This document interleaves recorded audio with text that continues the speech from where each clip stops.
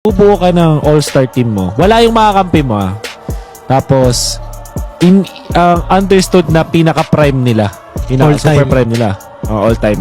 Sabihin natin kung yako man yan ng season 1, ganun. Basta, yung prime nila. Sa prime siguro,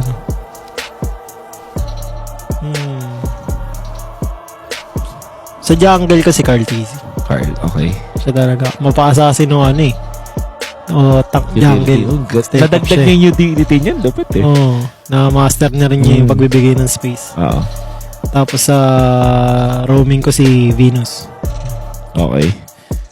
Kasi kahit utility lang yung ginagamit niya.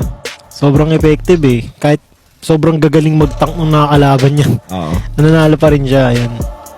Tapos sa mage ko sa mage siguro si si Eto Max.